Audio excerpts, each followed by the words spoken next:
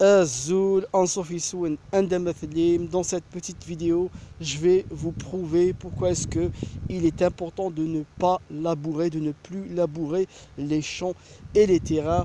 Le labourage que nous avons hérité depuis les temps anciens et qu'on nous présente comme étant quelque chose d'essentiel pour l'agriculture est en réalité une pratique néfaste.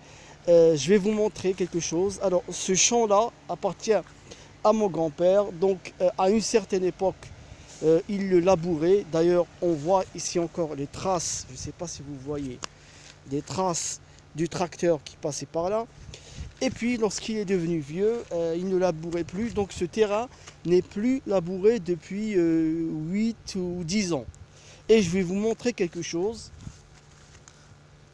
Regardez, je fais comme ça, sans tirer, juste légèrement, et ça, les plantes sortent d'elles-mêmes. La terre est friable, la terre est vraiment, regardez, ce n'est pas du tout contact et c'est très vivant.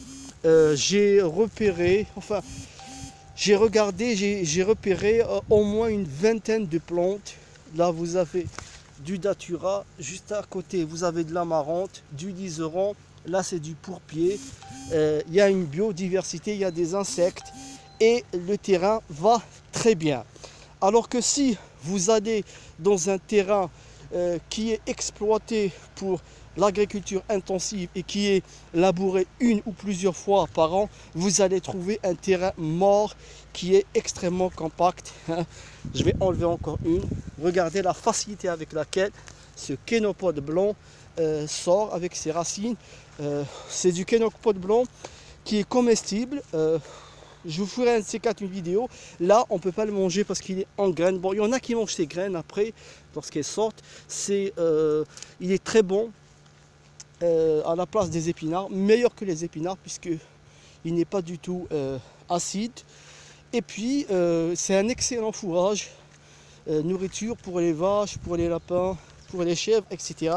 Voilà ce que je voulais dire sur la non-labour du sol. Et malheureusement, il y a encore beaucoup de gens, beaucoup d'agriculteurs qui défendent le labourage et qui prétendent qu'il faut labourer pour que le sol soit, je sais pas moi, soit bien. Ces plantes-là qu'on appelle mauvaises herbes, en fait, elles sont en grande partie responsables de cette friabilité, de ce bon état du sol, parce que c'est elles qui, avec leurs racines, eh bien, elles vont travailler le sol, elles vont l'aérer, et puis en produisant, en laissant tomber, en mourant aussi, en se transformant en humus, hein, leurs racines, lorsqu'elles meurent, elles se transforment en humus, eh bien, elles nourrissent aussi les vers des terres. Donc, elles font un travail sur le sol, d'ameublement du sol avec leurs racines, et elles nourrissent les vers de terre. Voilà, c'est très important de ne pas labourer les sols. À la prochaine vidéo.